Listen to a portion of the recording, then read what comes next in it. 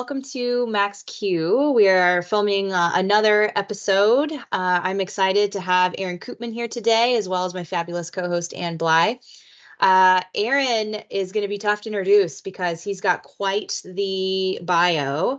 I don't think I'm going to be able to do it justice. It's also going to be tough to narrow down which questions we ask him. There's so many things we want to ask you, not just about your certification or your, large career in, entrepreneurship, but, why do you wear bunny suits to company events? Why are you the way you are? No, we won't ask that question. But as you can see, we think Aaron's great. We work with him. He's fantastic. And he is head of certification for Culinear and has quite a lot of experience in that area, but he also has a love for startups. And so with that, Aaron, I will let you introduce yourself more professionally than I have done. Recovering entrepreneur, certification specialist, bunny suit wearer, all the hats that make for a rich career. But no, I started out of school as an aerospace engineer, but I never designed things. I found my niche being project management and working with things bigger than just a single person could do out of school. Worked with Boeing for a number of years. Love aerospace, love airplanes, as you can see my background. And then that's in your house, right? That's not a fake background. I wish that would be so much fun. After I left Boeing, I went to work for an aerospace startup company that was using aerospace technology for clean energy type solutions. And that gave me a huge appreciation for really being agile and pivoting and knowing where to put energy. And I've chased many a red herring and dark alley that led to nothing. And so that was fun while it lasted, but it's a lot of work being in a startup.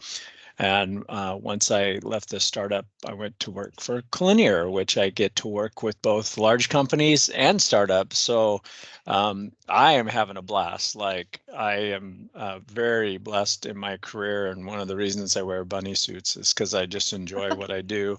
I enjoy the people I work with. I like making fun of myself. I like putting a smile on people's faces, and why not? Really, it's about the journey. And at the end of the day, it's the people you're with and the fun you have along the way. Love it. Well said. Ann, do you have anything to add to that? You look like maybe you did. I'm just kind of like, it's like, because your career is so varied, I'm very, very interested. Can I start with my, do it. Yeah, question? Is that okay? Because, hearing, I mean, I've known you, Aaron, now for quite a while, not as long as some of the other people in the room, like Molly, but for quite a while. And I think it's really interesting because I don't know the unique challenges of starting a hardware company versus a software tech company. And you have experience with that. So can you tell me about what maybe some of the unique challenges and that you came across in your startups? Sorry. Blah, blah. Yeah, no, happy to. When we started our startup as a hardware company making actually CO2 compressors, we were in the heyday of dot-com boom. And that's one of the reasons I took the risk from Boeing, very safe and secure, going to, the exciting startup days. And everything there was online. It was, if you were a .com, you got money. And the big problem we had was explaining to people the life cycle of a hardware company versus a tech company. And it's very short in tech and developing applications and that kind of thing. And hardware takes a lot longer. And there are more stages where you get to build stuff, but then you have to wait and see the results and then fix those problems. And, things just take a lot longer. So educating people about the length of time things are going to take to get where you needed to be for an off-ramp or an offering or a product was one of the biggest challenges. Interesting. Good answer. I have a couple questions, so many questions, but I'm going to try and narrow it down for startups since that's mainly what this community is. Having worked in startups and large companies, I would be really interested to hear your perspective on what are the first few challenges that you see with a startup that's maybe focusing on hardware, right? How would you advise them if you were talking to them right now? One of the biggest lessons learned I had was interviewing for fit versus interviewing for resume. And with a small company, and many people experience this with small groups, having the perfect resume, but having somebody that isn't a good fit, thinks they've been there, done that, like I know how to do all this and just follow my lead, and having somebody who's could be a prima donna in a worst case scenario is so detrimental to a team, and it's cancerous. You need to really be careful about your teammates, and finding people that were hungry, that didn't think they knew everything, that were humble and had honor was really, the 3 H's is kind of what we would interview for. And you really have to be careful. The smaller you are, the more important that you find those key folks that you can work with, because you're going to go through some real rough times. You're going to go through some, uncertainty and hard decisions, and you just want folks that you can rely upon to work through those, but then trust you and be in it together when you have the trying times. So that is one of the things, is hiring for fit versus hiring for the perfect resume. The other I would say is early on establishing clear communication and clear norms. A lot of startups start with friends that know friends, people that have been roommates in college, or I have a buddy, or I have a friend, or that kind of thing. And in an engineering community, you really need some discipline and some informality is great, but you really need to delegate and have some clear responsibility and accountability, or else you just get this many people having to talk to many people all the time. And it's really hard to make progress when you don't have decisions and you don't have progress.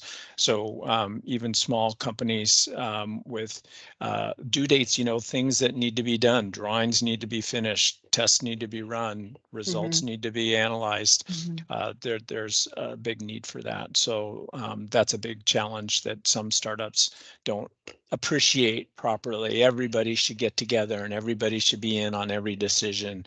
It gets hard very quickly when you get to a point where you're making a lot of drawings. So you have to make a lot of decisions, have to execute on a lot of things simultaneously. Have you guys heard that, where a camel is a horse designed by committee? I don't know if you heard that. I always thought that was funny, and I was like, oh, I love camels though, they're cute. But anyway, I guess I have one last question for you, and I'm going to make it a bit more specific about certification, because we have a lot of aerospace startups in the room. So I want to make sure we're kind of addressing this, since you are our expert on this. We're starting the certification process. What are some best practices? What's some advice on how to navigate that? I think the best thing you could do is ask those questions early. And it's not necessary that you have a full-blown stem to stern plan, because many times you don't know what you're going to be when you grow up. But you really need to be checking in along the way. And many folks that are in aerospace startups either come from aerospace or have colleagues that are in aerospace. Use those contacts to seek out experts, to start asking questions about certification, where to get started. Have potentially you have some subject matter experts on your board, or folks on your board know some experts, but seek out that information so you know at least what the phases are and when you should start getting and devoting more attention to certification. Many people in startups think, I prove my thing works, and then I just show the FAA that it works and they'll certify it. Like it's this add-on. And unfortunately for them, they find out too late. Certification is a process that is parallel and established while you're building and proving out the thing. You can start too early. When you don't even have a working prototype, you're too early. When you don't have a stable design, you're too early.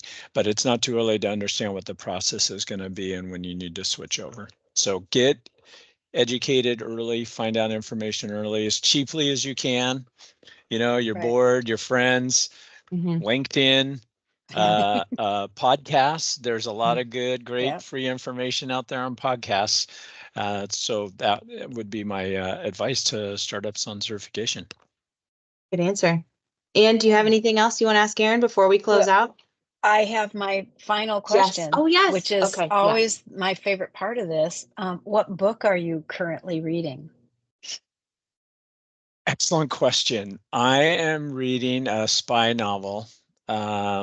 It's a series, it's one of those Jack Reacher-y kind of Born Identity kind of novels. But I will say I switch between fiction and then something like vegetables, like good for my brain. And one of those happened to be a user manual for my new camera, just to learn all the features. I love that answer so much. That's the most engineering answer I felt like I could have gotten. I actually really enjoyed reading the encyclopedia. It was fantastic. Thanks for letting me know. I said it was vegetables. I said it's vegetables because I don't enjoy reading, but I know that the knowledge I would get from it is going to help me enjoy this very sophisticated device. There you go. But I alternate. But you got to have a little fun in there too. True. I mean, and you're obviously going to have fun with your camera, but different fun. Yes. Very cool. Well, we're excited to have you on. Yeah. Thank you so much for joining and answering questions. And anybody in the community who's interested in learning more about, oh my goodness, how to protect your IP, starting, from scratch with a hardware company, certification, the woes and perils of being an entrepreneur, all of those things, feel free to reach out to Aaron. He's a part of the MaxQ community, and he is happy to interact and respond. So we're excited to have you. Thank you very much, Aaron. You're welcome. Thanks, Aaron. It's been a pleasure. Thank you.